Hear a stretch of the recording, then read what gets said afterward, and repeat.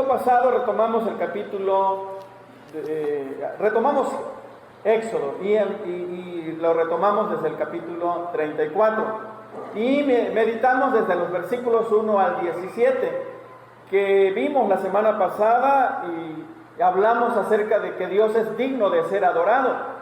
Este pasaje habla de la ratificación del pacto. Dios había hecho pacto con el pueblo de Israel, con Moisés, pero se había roto ese pacto por la desobediencia del pueblo que cayó en una infidelidad a Dios, haciendo un becerro y adorándolo, dejando a Dios a un lado, ¿se acuerdan?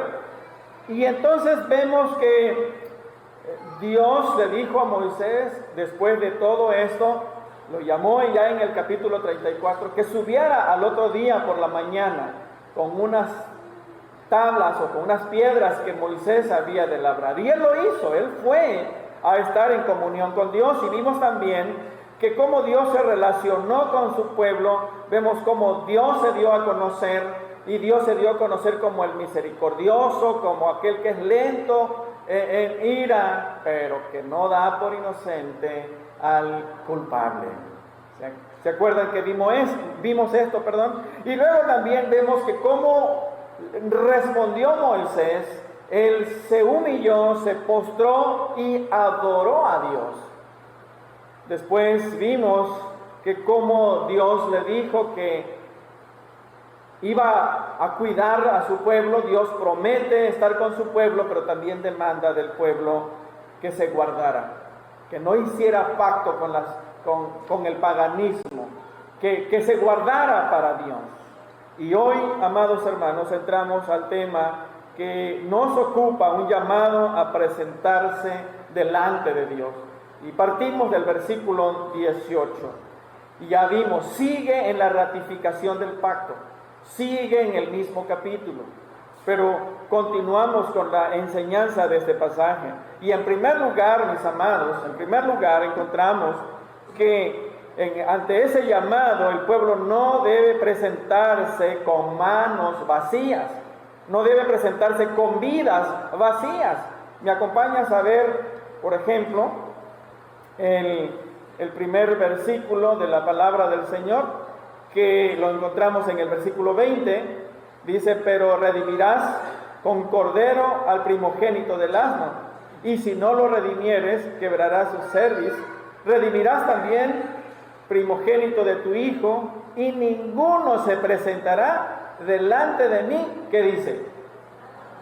Dice el Señor: no se pueden presentar con manos vacías. Y yo titulé esta primera parte con vidas vacías. ¿Por qué? Porque puedes traer en tu mano lo que puedes presentar ante el Señor, pero si tu corazón viene vacío de la presencia del Señor, pero si tu vida puede estar vacía de la presencia del Señor, porque el ser humano es así. Por ejemplo, en Mateo dice el Señor: si vienes y presentas tu ofrenda, pero si hay alguna diferencia con tu hermano, ve y reconcíliate. O sea que podemos nosotros caer en esta falta. Podemos nosotros aparentar que estamos bien y traer en nuestras manos lo que podemos presentar ante el Señor, pero podemos tener un corazón vacío de la presencia del Señor. Y la Biblia dice que el hombre bueno del buen tesoro de su corazón saca lo bueno, y el hombre malo del mal tesoro de su corazón saca lo malo. Así que, mis amados, bien podemos venir y presentar delante del Señor lo que podemos presentar, pero Dios quiere en primer lugar que nuestros corazones, nuestras vidas estén llenos de la presencia del Señor. Así que, mis amados, podemos nosotros venir delante del Señor, pero no con vidas vacías. Y parte de esto, en una primera enseñanza que encontramos, amados, es que ellos debían de celebrar la Pascua. ¿Estás conmigo en el versículo 18? Versículo 18 dice: la fiesta de los panes sin levadura guardarás, 7 días comerás pan sin levadura, según te ha mandado. te he mandado en el tiempo señalado del mes de Abib, porque en el mes de Abib saliste de Egipto. Así que, mis amados, dice el Señor, yo ya te he mandado que te presentes, que celebres Pascua, que celebres esta fiesta delante del Señor. Y Dios ya lo había dicho, mis amados, cuando nosotros regresamos, o te acuerdas en Éxodo 12 y Éxodo 13, Dios instituyó la Pascua. ¿Se acuerdan ustedes que tenían que presentar un cordero sin mancha, sin defecto? Y si la familia era pequeña, podían unirse dos familias para comer el cordero. Ahí ya lo vimos cuando pasamos en el capítulo 12 y en el capítulo 13. Y voy a leer el 12, 14 y dice así: y este día os será en memoria y lo celebraréis como fiesta solemne para Jehová durante vuestras generaciones por pacto perpetuo. Y sigue en el capítulo 13. Y ahora entonces estamos aquí en el 34, 18.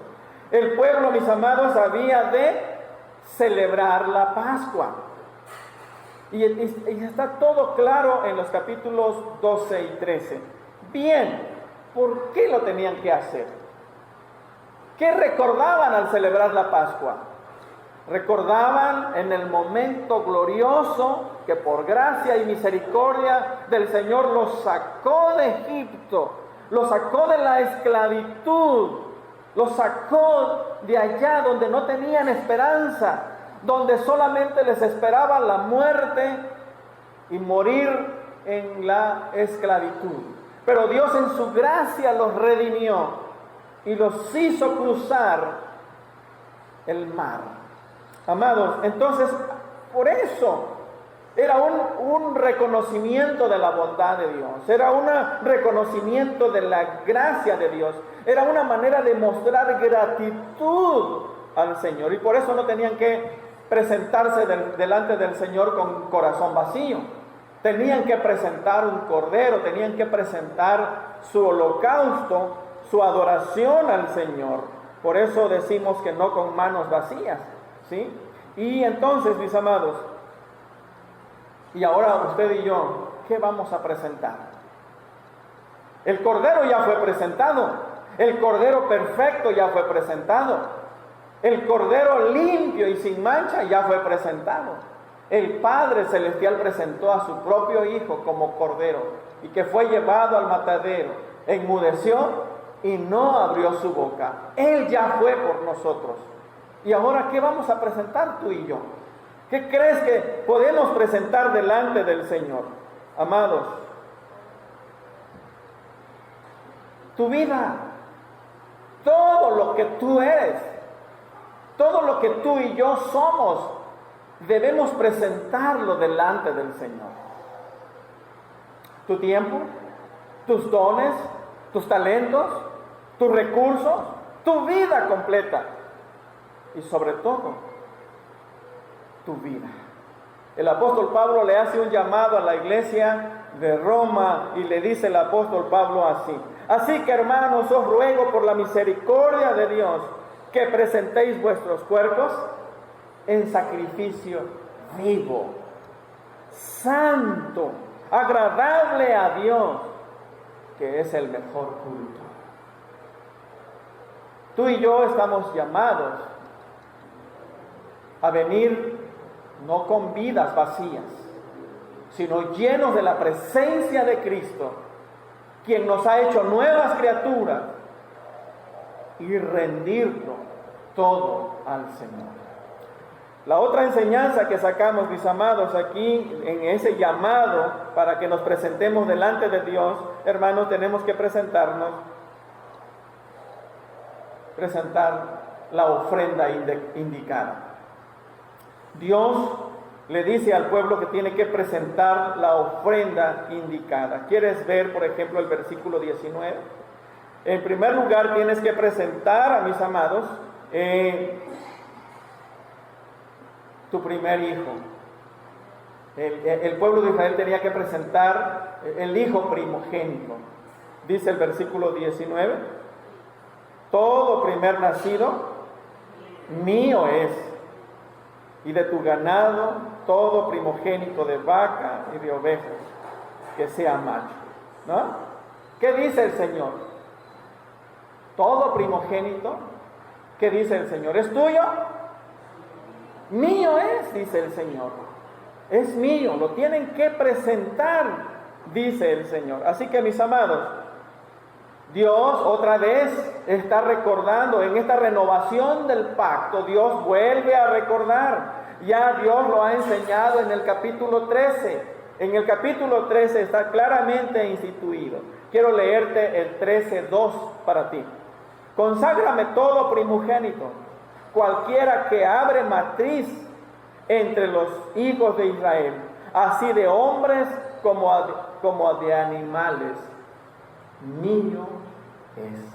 Fíjese bien, el capítulo 13, versículo 2, termina diciendo, primogénito, así como de hombres y de animales, mío es. Amados, así que el pueblo debía de presentar al Señor la ofrenda instituida, la ofrenda indicada por el Señor. Pero ¿por qué? ¿Por qué lo tenía que hacer?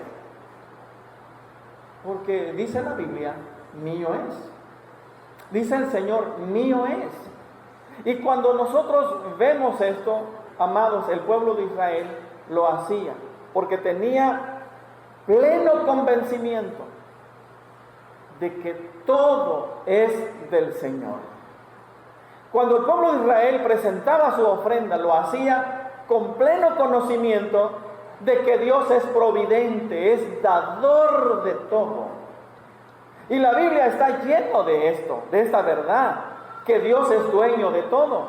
Por ejemplo, déjenme mencionar el Salmos 24:1, usted lo sabe. De Jehová es la tierra y su plenitud, el mundo. Y entiende usted esa segunda parte, el mundo y los que en él. Así que también usted y yo somos del Señor. Todo es del Señor, y el pueblo de Israel, entendiendo esta verdad, presentaba su ofrenda ante el Señor. Déjenme leer otro pasaje bíblico. Cuando David tenía planes de construir el templo, el pueblo trajo ofrenda. El pueblo trajo de todo lo que tenía para disponerlo y construir el templo. Dice en el primer libro de Crónicas, capítulo 29, versículo 13 en adelante, déjeme leer para usted. Ahora pues, Dios nuestro, nosotros lo alabamos y loamos tu glorioso nombre. Porque ¿quién soy yo y quién es mi pueblo para que pudiésemos ofrecer voluntariamente cosas semejantes? Pues todo es tuyo, y de lo recibido de tu mano te damos. ¡Wow! David reconoce y dice, nosotros hemos podido ofrecer todo esto voluntariamente. Y expresa, porque todo es tuyo, y de lo recibido de tu mano te damos. El pueblo tenía un pleno convencimiento de que Dios es creador de todo, es dador de todo, y es en verdad fuente de toda bendición. Y el pueblo por eso presentaba delante del Señor. Quiero dejarle otra verdad bíblica, y repito, aunque hay muchas verdades acerca de Dios, déjeme decir otro texto. Una ocasión, ya cuando Jesús había sido entregado y estaba ante Pilato, y Pilato, ejerciendo la autoridad que tenía, interrogaba a Jesús. Y fíjense ustedes, Pilato se dirige a Jesús y le dice, ¿a mí no me hablas? Porque estaba interrogando a Jesús, y Jesús quedó callado, enmudeció, y Jesús no respondía. Entonces vean ustedes Pilato, estoy en San Juan 19, versículo 10, dice, no viene, dice, hermanos, el pasaje bíblico, ¿a mí no me hablas? Dice Pilato, ¿No sabes que tengo autoridad para crucificarte y tengo autoridad para soltarte? Vean ustedes presumiendo su autoridad. ¿Y saben qué le contesta Jesús? Jesús dijo: nada tiene el hombre si no le fuere dado de lo alto. Nada tiene el hombre, nada es si no le fuere dado. ¿Tú tienes algún puesto en el trabajo? ¿En la institución donde estás? ¿Tienes algún lugar? ¿La empresa te ha puesto? Pues lo tienes por Dios. ¿Tienes un liderazgo en la iglesia? Eres responsable delante del Señor. Dios te lo ha dado. Nada tiene el ser humano si no le fuere dado de lo alto. ¿Qué te ha provisto Dios en tu vida? ¿De qué puedes gozar que no te haya dado Dios? Así que el pueblo de Israel, con ese entendimiento, presentaba delante del Señor el primero de sus hijos o el primero de su ganado, el primero de sus bienes. Otro punto que entregaba, mis amados, el pueblo de Israel era sus primeros frutos. No solamente la primicia o lo primero del ganado, sino también las primicias, los primeros frutos. Versículo 26 del capítulo 34. Las primicias de los primeros frutos de tu tierra llevarás a la casa de Jehová tu Dios. Y sigue, ¿no? Hermanos, y esto está repetido, otra vez repito, allá en el capítulo 22, 29, dice el 22, 29, no demorarás la primicia de tu cosecha, ni de tu lagar. Dios le dice, tráelo. Así que el pueblo de Israel estaba llamado por Dios a presentarse delante de Él con las ofrendas indicadas. Y desde que el pueblo de Israel recibió esta instrucción, siempre el pueblo de Israel obedeció. Hubo un tiempo en que el pueblo cayó en un descuido, y Dios levantó a un rey llamado Ezequías. Y Ezequías volvió al pueblo a Dios. Y Ezequías mandó que el pueblo volviera otra vez a presentarse delante del Señor con sus ofrendas. Y el pueblo lo hizo. Y déjenme leer para ustedes el segundo libro de Crónicas, capítulo 31, versículo 5. Y dice: y cuando este edicto fue divulgado, los hijos de Israel dieron muchas primicias de su grano, vino, aceite y miel, y de todos los frutos de la tierra trajeron a sí mismo en abundancia los diezmos de todas las cosas. Hermanos, el pueblo nunca dejó de hacerlo, porque tenían que honrar al Señor, porque se presentaban delante del Señor con la ofrenda que Dios había indicado. No se presentaban con manos vacías. Amados, el pueblo de Dios debe hacerlo. La iglesia es el pueblo de Dios y no debe presentarse con vidas vacías, no debe presentarse con manos vacías. Usted y yo también hemos sido bendecidos. No podemos negar la bendición del Señor. Si lo negáramos, sería una contradicción. Porque una evidencia del cuidado de Dios es que tú y yo estamos hoy con vida. Hemos tenido el sustento, hemos tenido el abrigo, hemos tenido todo. Y de Dios lo hemos recibido todo. Santiago dice que toda dádiva y todo don perfecto desciende de lo alto. Usted y yo estamos llamados también a acercarnos al Señor y venir delante del Señor con corazones llenos de su presencia, con vidas consagradas y con manos dadoras al Señor. Bien, otra cosa, mis amados, que quiero compartir con ustedes es que ante ese llamado a venir ante la presencia del Señor, también estaba el guardar el día para estar en comunión con el Señor. ¿Me quieres acompañar al versículo 21? del 34. 6 días trabajarás, mas el séptimo día descansarás. ¿Sí? Pero dice 6 días trabajarás, mas el séptimo día descansarás. Pero si tú y yo nos vamos al capítulo 20, versículo 8, dice: acuérdate del día de reposo para santificarlo. 6 días trabajarás y harás toda tu obra, mas al séptimo día es reposo para Jehová tu Dios. A mí me llama la atención que dice: es día de reposo para Jehová tu Dios.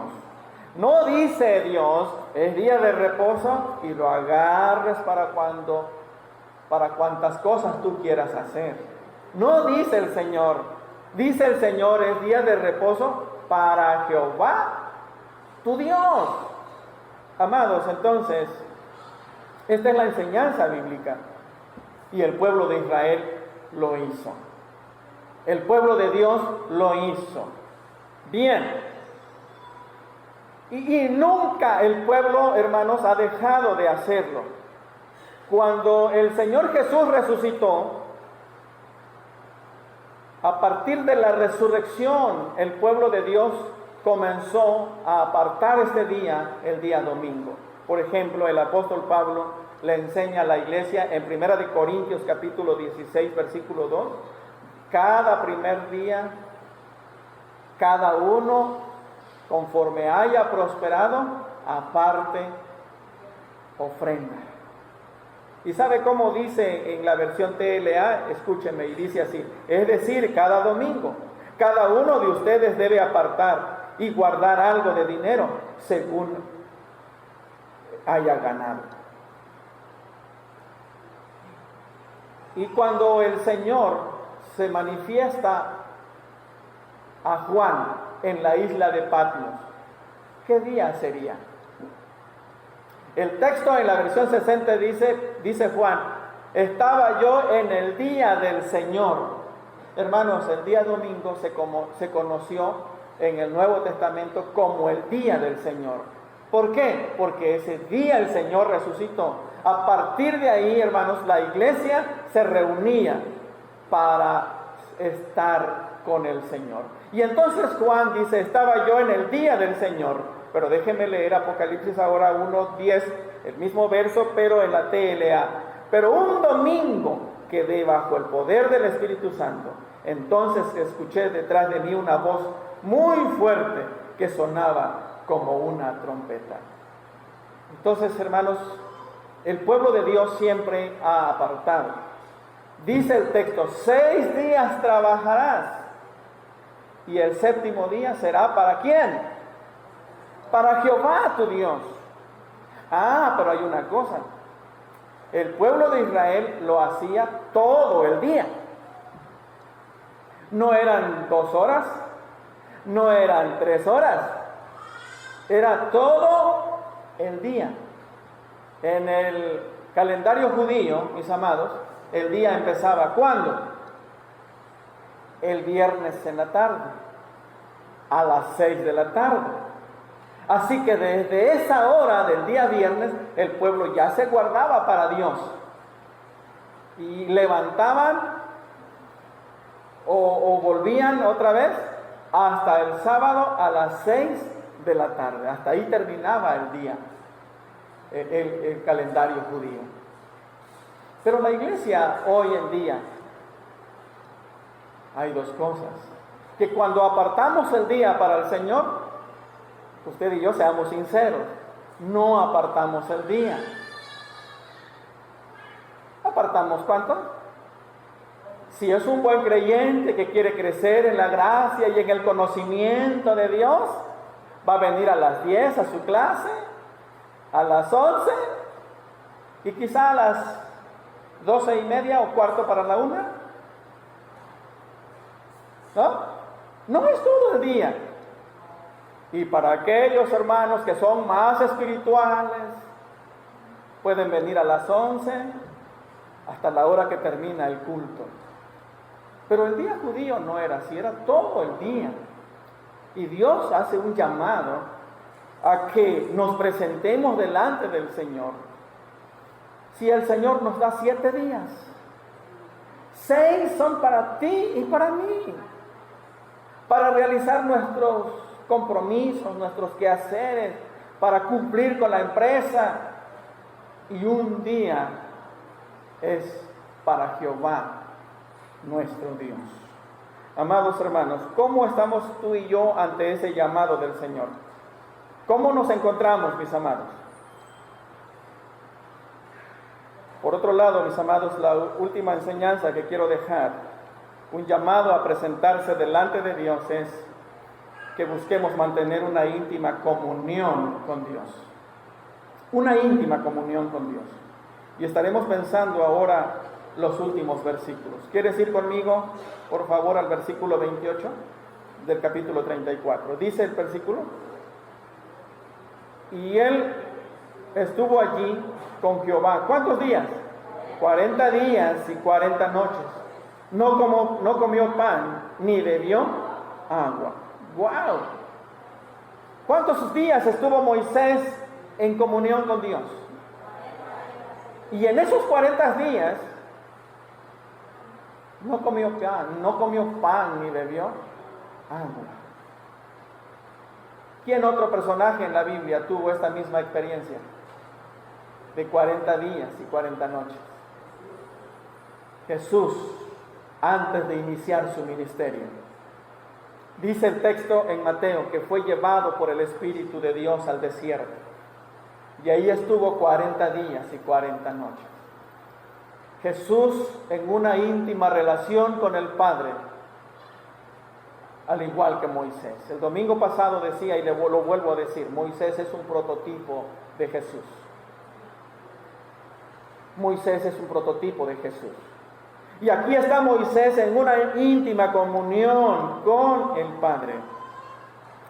Amados, dice el versículo 29, ¿quieres ir conmigo? Y aconteció que descendió Moisés del monte Sinaí con las 2 tablas de testimonio en su mano. Y al descender del monte no sabía Moisés que la piel de su rostro resplandecía, después que hubo hablado con Dios. ¡Qué bendición! Así que Moisés no sabía, ¿no? ¿Alguien de ustedes puede ver su rostro en este momento? ¿Usted puede ver su rostro? No, ¿verdad?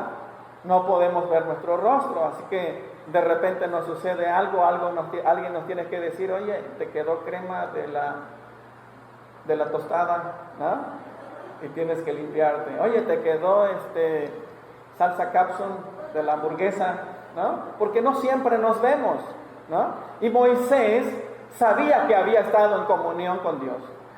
Tuvo esta experiencia preciosa, pero él no podía ver su rostro. Hermanos, ¿qué enseñanza podemos sacar de este pasaje, mis amados? La enseñanza es que solamente alguien que pasa tiempo con Dios puede ser diferente. ¿Me expliqué? Solamente alguien que pasa tiempo con Dios, alguien que tiene una relación íntima con Dios, alguien que dedica tiempo para estar con Dios, puede ser diferente. Amados, porque la enseñanza que encontramos en el pasaje bíblico es que Dios es el único que transforma. Dios es el único que puede hacer del hombre, del ser humano, nuevas criaturas. Si alguno está en Cristo, solamente con una relación personal con Jesús, el hombre puede ser diferente. Moisés había estado en una relación íntima con Jesús. Ahora él es diferente. A veces no se siente, pero hay algo nuevo en el hombre. A veces no es visible humanamente. Una vez escuchaba platicar dos personas, y un señor hacia un joven, bueno, relativamente joven, tal vez tendría como sus 35 años, y el señor ya tenía algo de edad. Y el Señor le expresaba al joven y le decía: no, eres nuevo, eres una persona nueva, tú eres creyente en verdad, porque he visto el cambio. Y le empezó a hablar del proceso y el muchacho se quedó callado y al final de la plática le dice, solo se lo debo a Dios. ¿Qué quiero decir? Que cuando hay una comunión íntima con el Señor, Dios hace la transformación. Dios va haciendo el cambio. Una ocasión, ustedes saben, que Jesús fue apresado y esa noche, mientras estaba Jesús apresado, estaban afuera personas y adentro de ellos también los discípulos del Señor. Y entonces llega una persona y le dice, tú eres uno de ellos. Y Pedro le dice, no, ¿cómo crees? Yo no soy de ellos, ¿no? Y sigue, pero llega el momento en que la persona le dice así a Pedro. Le dice, ustedes son de ellos porque aún la manera de hablar les descubre. Tú eres uno de ellos porque tu manera de hablar te descubre. Amados, es que si pasamos tiempo con Jesús, si pasamos tiempo con Dios, solamente Dios puede hacernos diferentes. Y se puede. Dios lo ha dicho, mis amados. La enseñanza aquí es que nadie que pase tiempo con el Señor va a ser el mismo. Personas que siguen siendo el mismo, las mismas personas, es porque no han pasado tiempo con el Señor. No leen la Biblia, no tienen su tiempo de oración, no buscan crecer en la gracia y en el conocimiento, no estudian, no se acercan a los estudios bíblicos. Van a ser los mismos. Pero personas, mis amados, que pasan tiempo con el Señor, Dios hará de estas personas nuevas personas. Y está en la Biblia. El hombre carnal, el hombre que siempre vive en la carne, los creyentes que no son guiados por el Espíritu Santo, ¿qué dice Gálatas? Van a producir los frutos de la carne. ¿Y cuáles son los frutos de la carne? Pues adulterio, fornicación, inmundicia, lascivias, idolatría, hechicería, enemistades, pleitos, celos, iras, todas estas cosas. Cuando me veo con algo así de ira, enojo, digo, me falta más tiempo con Jesús. Y cuando veo a algún hermano que le parece fuego, que se enciende con prontitud, le falta más tiempo con Jesús. Pero el que pasa tiempo con Dios y es guiado por el Espíritu Santo, ¿qué dice la Biblia?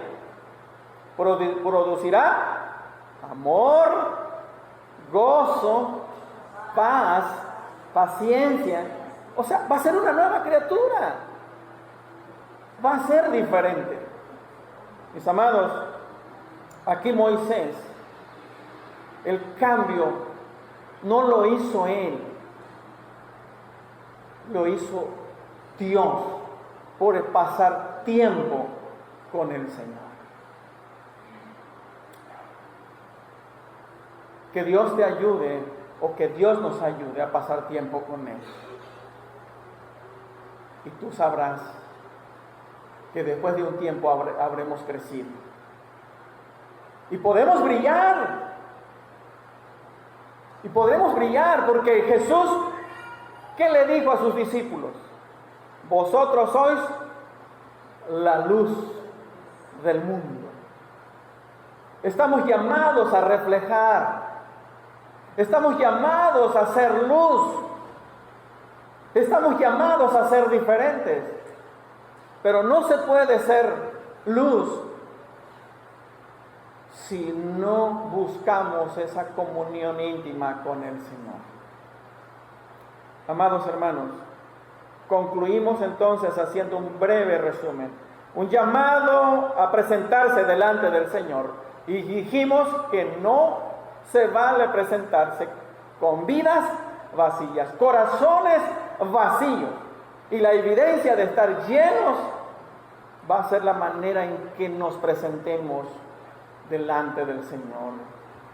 Y también dijimos, mis amados, que ante ese llamado debemos de presentarnos trayendo las ofrendas requeridas. Lo primero que el Señor pide, vamos a cumplir delante del Señor, no por obligación, sino porque estamos en una relación de pacto con Él. Él es el Señor, tú y yo somos su pueblo. Y dijimos también, mis amados, que debemos presentarnos delante del Señor guardando un día para estar en comunión con Él, el día del Señor. Y sobre todo, busquemos tener una comunión íntima con Él. Y solamente a través de esa búsqueda, de esa relación con el Señor, tú y yo seremos personas transformadas, que seremos de bendición a otros que están en la oscuridad, sin luz. Que el Señor nos bendiga.